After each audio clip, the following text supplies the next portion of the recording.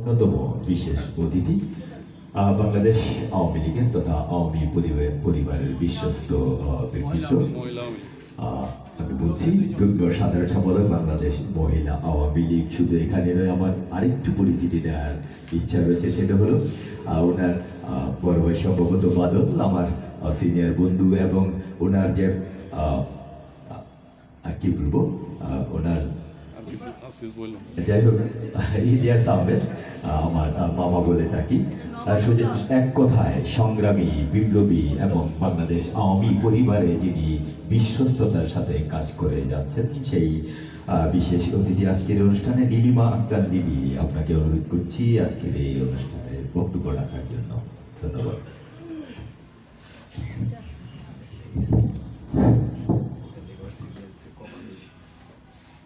অনেক ধন্যবাদ।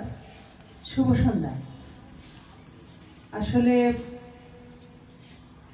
আজকের এই বঙ্গবন্ধু কালচারাল ফাউন্ডেশনের ত্রিবার্ষিক সম্মেলনে উপস্থিত আছেন আমাদের অত্যন্ত শ্রদ্ধাভাজন এবং আজকের যিনি প্রধান অতিথি, উনি অনেক গুণে গুণান্বিত। আমি যা শুনলাম বা জানলাম, ওনাকে স্যার বলাই উচিত। আচ্ছা, ভাই বলি। উনি এক্স ভিসি, উনি কবিতা আবৃত্তি করেন, অনেক গুণে গুণান্বিত। ওনাদের সামনে আসলে আমার সামনে আর মঞ্চে বসে আছেন আমার একজন শ্রদ্ধেয় শিক্ষক ফজলুল হক স্যার। আমাদের মঞ্চে এখানে আছেন আমার আজকের যিনি অনুষ্ঠানের সভাপতিত্ব করছেন আমাদের শাহ আলম ভাই। উনি কিন্তু আমাকে কোলে পিঠে করে বড় করছেন, এক কথায় বলে ফেললাম। উনি আমার মানে আপন বড় ভাইয়ের পরে যদি ভাই থাকে সেরকম একজন শাহ আলম ভাই। এবং উপস্থিত আছেন আমার আরেক বড় ভাই, একটু আগে বক্তব্যে বলেই গেছেন, আমাদের আনু ভাই। এক কথায় আনোয়ার হোসেন আনু ভাই। উনিও তাই, একেবারে ছোটবেলা থেকেই আমরা ছাত্রলীগ যখন করি তখন থেকেই শালম ভাইয়ের মতো এরকম, মানে ওনারা বড় ভাই। আর আনু ভাই আমরা তো একসাথে মিছিল মিটিংও করছি। তো উনি আমার চেয়ে কিছু বড়, বয়সে কিছু না, অনেক বড়, কিন্তু মিছিল মিটিংটা একসাথে করছি।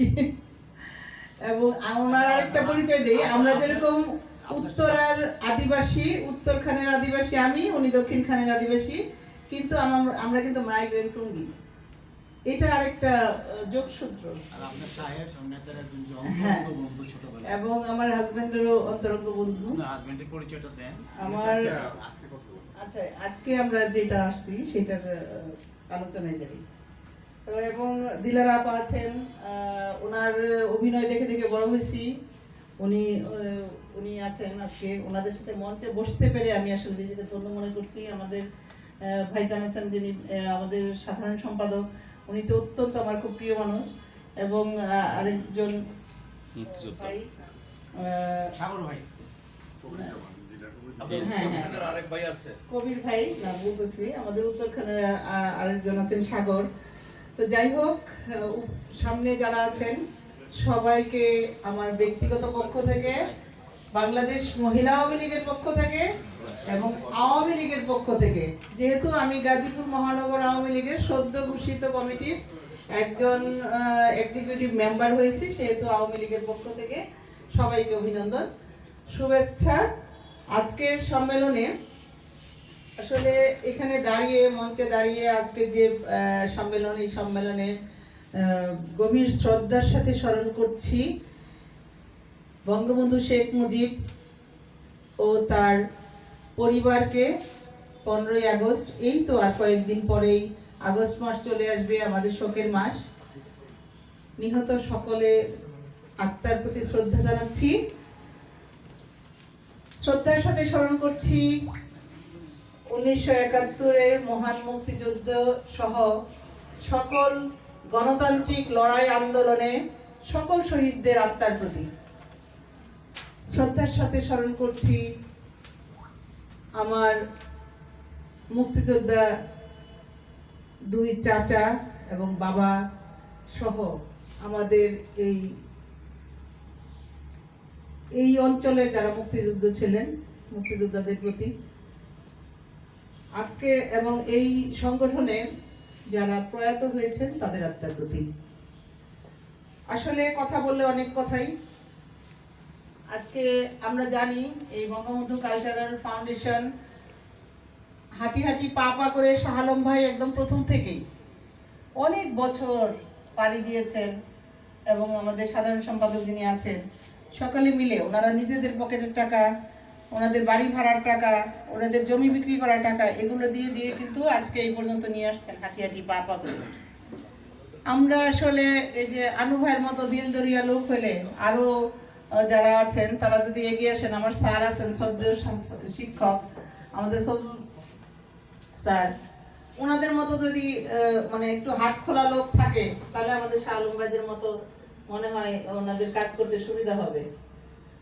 আমি তো ছোটখাটো একজন মানুষ, আমি আসলে মানে আমারটা বলাই বাহুল্য। যাই হোক, শাহ আলম ভাইয়ের একান্ত চাওয়ায় এবং শাহ আলম ভাইয়ের আদেশেই, এটা আমি বলবো, নির্দেশও বলবো না, আদেশেই, উনি আমার বড় ভাই, সেই জন্যই কালচারাল ফাউন্ডেশনে আমি সাথে যুক্ত ছিলাম, বিভিন্ন প্রোগ্রামে ছিলাম এবং করেছি, শাহরাপার সাথে অনেক প্রোগ্রাম করেছি। সেই জন্য শাহ আলম ভাইকে ধন্যবাদ এবং সহ তার কমিটিতে যারা ছিলেন সবাইকে ধন্যবাদ। আর আমরা জানি বঙ্গবন্ধু আগাগোড়াই একজন সাংস্কৃতিক কর্মী ছিলেন এবং শাহ আলম ভাই সহ আমরা যারা আছি সবাই কিন্তু একটা পরিবার থেকে সংস্কৃতিটাকে ধারণ করেছি, লালন করেছি।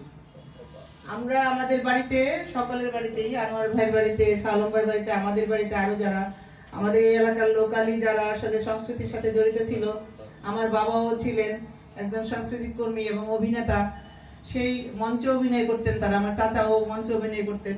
সেই জায়গা থেকে বলি যে আমরা ছোটবেলায় আমরাও স্কুল কলেজে অনেক অভিনয় করেছি, নাটকে অভিনয় করেছি, ছোটখাটো একটু গানও করেছি, কবিতা আবৃত্তিও করেছি। বাট এখন তো সেই সুযোগগুলো আসলে আমাদের নাই, যেই প্ল্যাটফর্মে চলে আসছি নিজের ঘরেই সময় দিতে সময় পাই না, সত্যি কথা। তারপরেও চেষ্টা করি সংসারটা আগে। তো যাই হোক, এখন যেটা শুরু হয়েছে, আমি যে জায়গায় যাব, আপনারা যদি অন্য কিছু মনে না করেন, আমাদের বাংলাদেশে এখন কিন্তু অপসংস্কৃতি ভর্তি। আমরা ফেসবুকে ঢুকি, ইউটিউবে ঢুকি, আমরা কিন্তু আমরা একটা লেখা লিখি, আমাদের ফেসবুকের ওয়ালেই লিখি, আর সেটা হচ্ছে আমার ব্যক্তিগত ওয়াল। আমি লিখতে পারি, আমার এখানে লেখার স্বাধীনতা একান্ত আমার যা আমি বিশ্বাস করি, ধারণ করি, সেটাই আমার লেখা উচিত। কিন্তু লিখলে দেখা যায় আমরা যারা আওয়ামী মনা, আমরা যারা স্বাধীনতার পক্ষের লোক, তাদের চেয়ে বেশি অ্যাক্টিভ হচ্ছে জামাত শিবিরের লোক। আমি একদম স্ট্রেট বলে ফেললাম এখানে। কেন বলবো? তারা কিন্তু রিয়্যাক্ট দেয়। আমাদের আওয়ামী লীগের লোকরা, সেইগুলা আমরা যারা আছি, আমরা কিন্তু সেই জায়গায় যাই না, রিয়্যাক্ট কমেন্ট করি না। আমরা চিন্তা করি আচ্ছা দেখলাম তো দেখলাম, ছেড়ে দিই না। আমরা যদি আমরা মন্তব্য যদি করি, ওরা আমাদের আইডি ব্লক করে দেয়। আমি সেই জায়গায় যাচ্ছি এবং আইডি খেয়ে ফেলার ধারণাও তাদের অনেক বেশি। এবং আমাদের এই যে আজকে জননেত্রী শেখ হাসিনা যে ডিজিটালাইজেশন আমাদের তৈরি করেছেন, ডিজিটাল বাংলাদেশ তৈরি করেছেন, সেই বাংলাদেশের সুবিধা কিন্তু ওরাই নিচ্ছে বেশি। আমাদের অ্যাক্টিভ হইতে হবে, আমাদেরকে এই ব্যাপারে সচেতন হইতে হবে।